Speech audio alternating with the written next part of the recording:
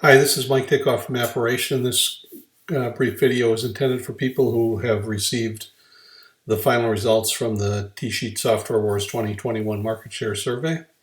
I just wanted to take a few minutes and provide a little color commentary on what you've received and talk about the final results of the study.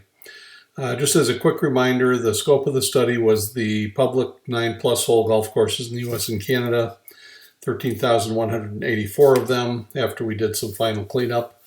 That excludes the private clubs, less than 9-hole clubs and putting courses. In the US and Canada, there were 4,651 of those. And we collected 2 data points from each course website, the Tee Time Booking product and the website CMS product.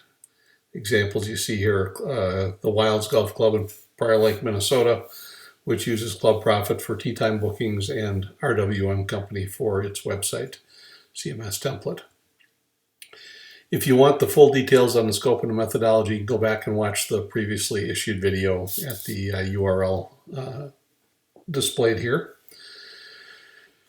Quick recap of the results on the tee time booking. 43% of the courses surveyed do not offer tee time booking.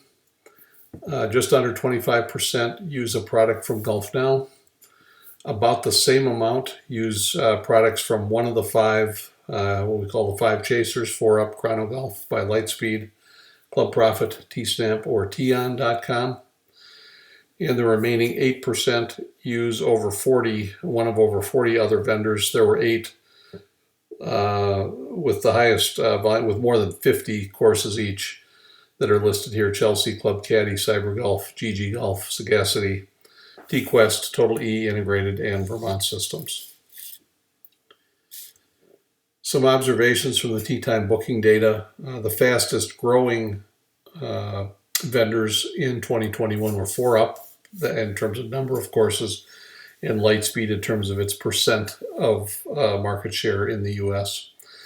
The fastest up-and-comer growers are Club Caddy and GolfBack. These are outside of the GolfNow in the top 5 or in the 5 chasers, but beginning to show signs of potentially joining the larger group. GolfBack was brand new in 2021, and Club Caddy has been in the market for a few years and is now owned by Jonas. The lowest attrition, meaning the lowest percentage of clubs that left the product, were Club Profit at 4% and 4Up at 5%. The highest attrition were T-Snap at 19%, GolfNow at 12%, and none at 10%, meaning courses that don't offer tee time bookings was reduced by 10%, or 10% of the courses that didn't offer bookings in 2020 did in 2021. And of the defections from T-Snap and GolfNow, 40+% of them went to 4Up. And of the defections from none, meaning first-time users of tee time booking technology, 30% went to GolfNow and 20% went to 4Up. If the 2020 to 2021 trend were to continue, in 2022, the 5 chasers total will surpass GolfNow. As you saw in the last slide, they're almost even right now. The chasers are gaining ground, and if the trend continues, also 4Up's total number of courses would surpass GolfNow in 2026. Take 5 more years. The other thing we noticed is 4Up, Lightspeed, Club Profit, and Club Caddy have all gained some traction with U.S. management companies and multi-course operators that were previously the almost exclusive domain of GolfNow and EasyLinks. Let's turn to the website CMS branding. We noticed that 41% of golf courses did not display any branding other than that of the golf course on their website. That includes 3% that don't have a website presence. 18% used what we called website specialists. So this would be brands like Facebook, one-to-one marketing, RWM Company, Wix, etc. Of those, Facebook and one-to-one marketing were the largest. 15% had branding on their website from literally hundreds of miscellaneous providers. These tended to be small, local, or regional providers or niche providers in a certain industry. There were several that primarily served the government marketplace for municipal golf courses.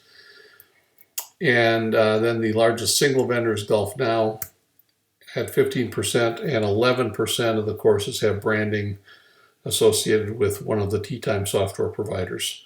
The largest there were 4UP and Lightspeed, and T-Stamp were the three largest there.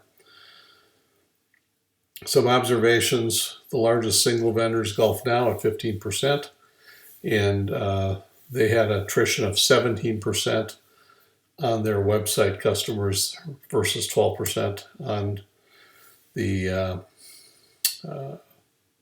booking tee times. Second largest single vendor is Facebook at 7.6%. So these are courses that do not have a branded website, but they use a Facebook page, branded Facebook page, as basically as their website. There's lots of churn in this market, 81% attrition between 2020 and 2021, but still 5% growth. So a lot of facility operators abandoned this approach between 20 and 21, but slightly more adopted it. The lowest attrition among website vendors was RWM Company at 8%. This is a more volatile market with courses shifting more from year to year. And approximately 30% of all the courses surveyed in 2020 changed website vendors in 2021. Now that's just a very brief overview of the contents, but we've also provided you with a spreadsheet that is attached to the email we just sent you with the link to this video. And that spreadsheet has several tabs in it, several sheets in it. First one is called by vendor TT, so that shows total tee time booking counts by vendor. Next one is by state TT. It takes that same information, the tee time booking counts, but it shows it by vendor within state and province. Gives you an idea of the geographical distribution for the vendors. And that also includes an analysis by state of the volume for GolfNow versus the volume for the five chasers. Shows you kind of what regions of the U.S. and Canada have,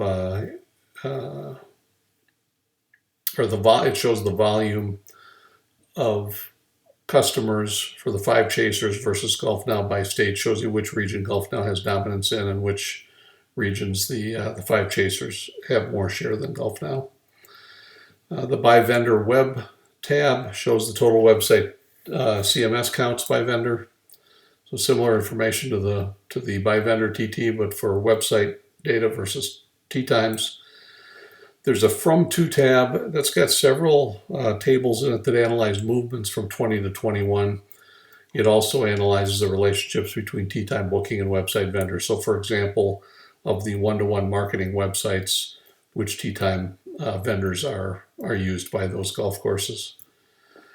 And then there's a details tab that has the individual 13,184 golf courses listed.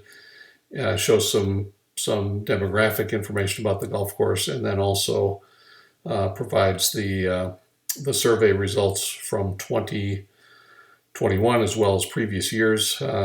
The 2021 results are in columns N through Q, and you'll notice there's also a column R that contains some comments there. There still is some amount of noise in the data. There were courses, for example, where when we push the tee time button, the page was blank. In that case, we assumed that sometimes we could tell from the URL what vendor it was. Sometimes we just assumed that it hadn't changed since the year before. There's also a number of courses identified as possibly closed, and we're continuing our research on that. And finally, there's an all courses tab that lists all US and Canada golf courses. So even those that weren't included in the survey are listed there.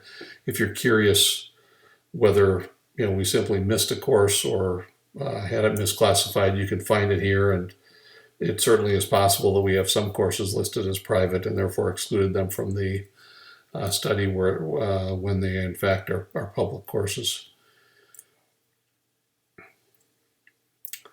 That's the summary overview. Thanks for tuning in. Contact us anytime if you want to talk about the survey results or the business of golf in general. And we look forward to working with you going forward. Thanks.